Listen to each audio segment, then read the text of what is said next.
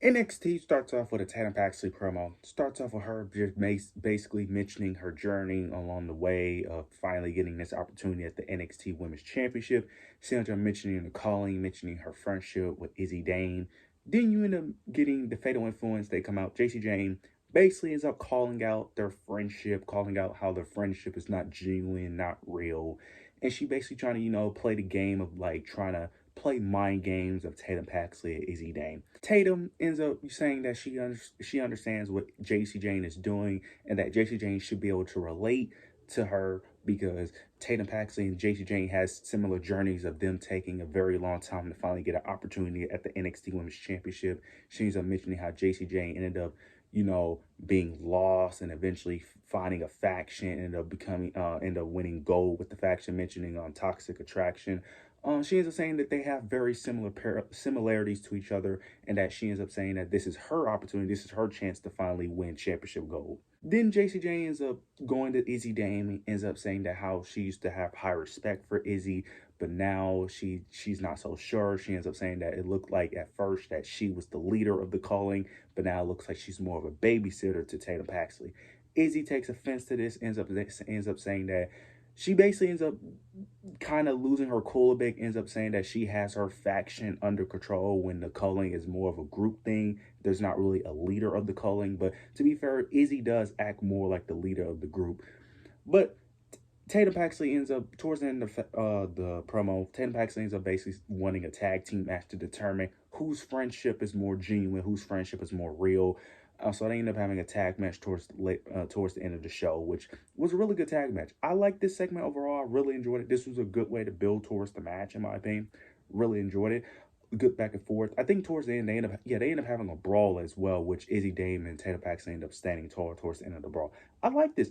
I just like Tatum Paxley getting this opportunity because Tatum Paxley, in my opinion, like I've been saying, has been very underutilized for the past year and a half. So I'm just happy that she's even just getting the opportunity to even have a chance at the NXT Championship. So very interested to see how this plays out, how we have it. But this was a good opening segment. We end up getting an X Division championship match between Leon Slater versus Channing Stacks. This was really fun. I wasn't going to mention this match, but I actually found this match very entertaining, especially with Javon Evans being ringside. There was one cool moment where Javon Evans ended up hopping on commentary for a short bit, which I thought was hilarious.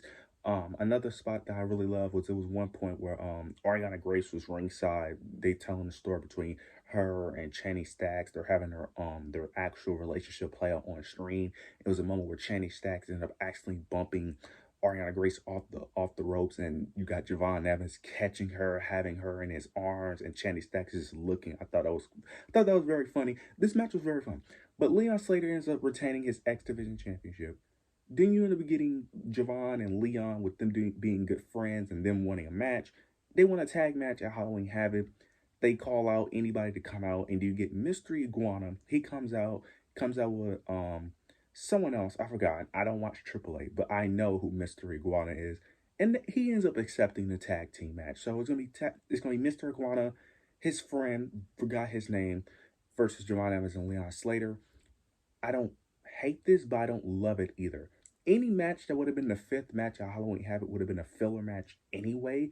So them doing this, I don't really hate it. It was gonna be a filler match either way, so it's not really a big deal with me. Plus, you get the X Division champion, you get Leon Slater, you get Javon Evans, who I like the pairing of these two. It's especially Leon Slater. I really like what they're doing with Leon Slater. He's actually making me consider watching TNA. I ain't gonna lie, I might start watching TNA, especially with the way AEW is going right now. May start watching TNA a little bit, man, because Leon Slater is amazing. So very interested to see how that match plays out. Afterwards, Wendy and Soruka. She comes out with Zarya. She's with Ava, and she basically ends up announcing that she's injured due to her tag match on SmackDown, and that she's gonna possibly relinquish her Speed Championship and her Women's North American Championship.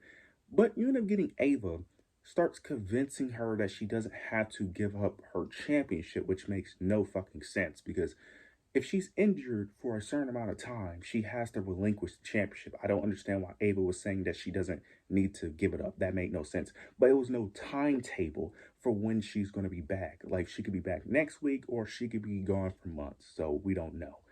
Then you get Blake Morrow. She comes out, basically starts celebrating and basically saying that, look, I'm the number one contender, so might as well just give me the title because you're going to be out, and I'm the number one contender, so I deserve it, and plus I'm the worthy champion.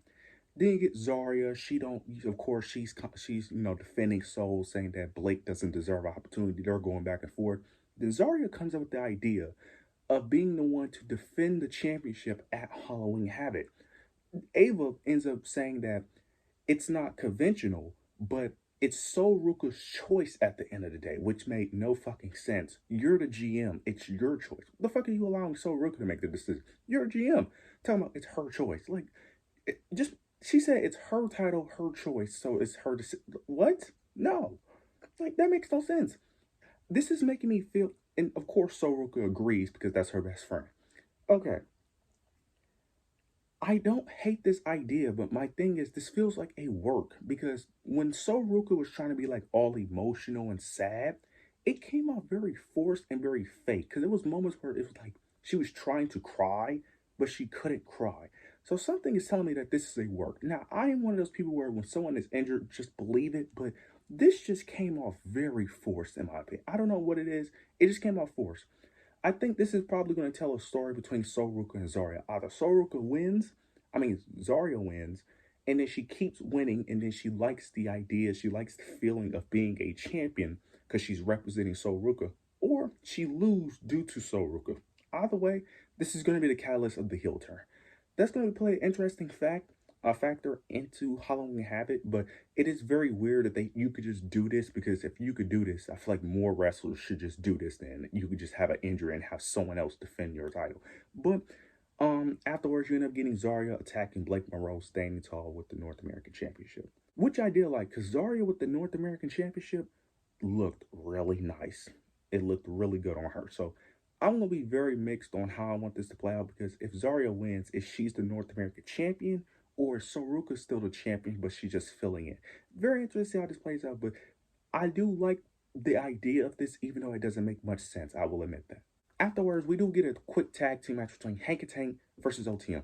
Last week, OTM ended up attacking Hank and Tank and Chase U. So this is why this match is happening. OTM picked up the victory very convincingly, and I like this. I like that they're having tag teams actually interact with each other because that was one of the biggest problems with the tag team division on NXT. They never interact with each other like this.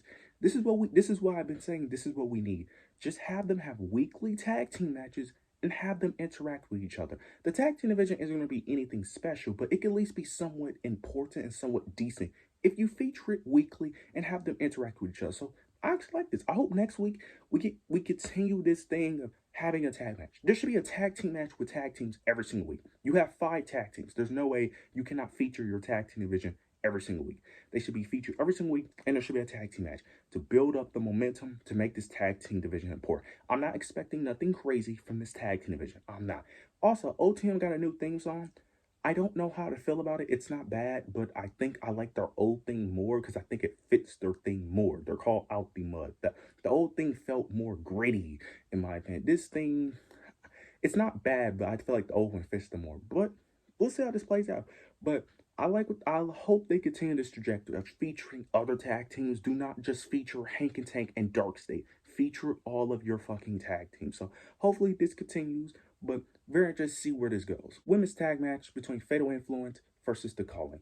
Really good match. Really like this. You get Fatal Influence between JC Jane and Laney Reed versus Tatum Paxley, Izzy Nate.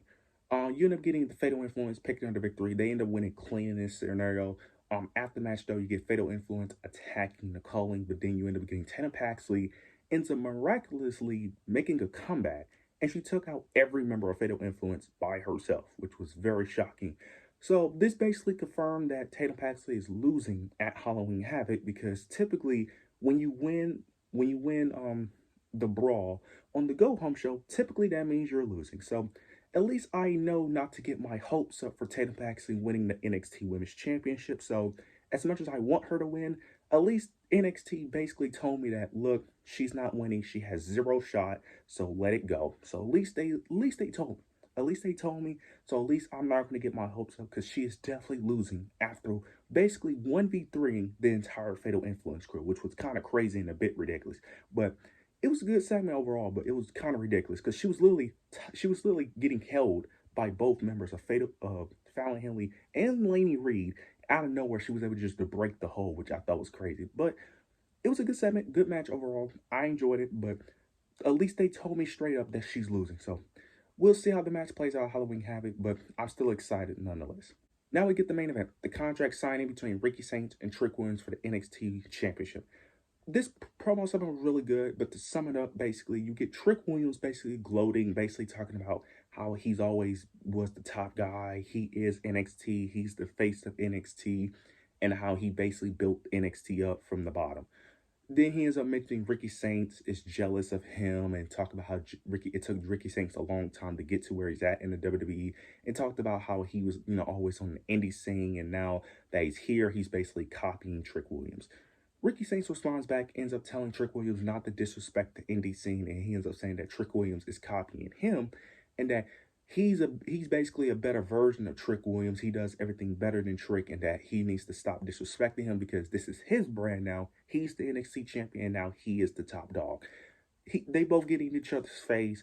Trick Williams gets a cheap shot, but Ricky Saints get the upper hand and puts him through a table. It's a contract signing. Someone has to get put through a table. Oh, this was good. This was a really good segment. Nothing too major. They didn't really need to do much, to be honest, because I'm assuming this is going to be the end of the feud after this match anyway. Overall, this was a really good show. Really enjoyed it. Don't really have anything to really complain about. You guys let me know your overall thoughts and opinions down below. Make sure to like, comment, subscribe. But yeah, that's it.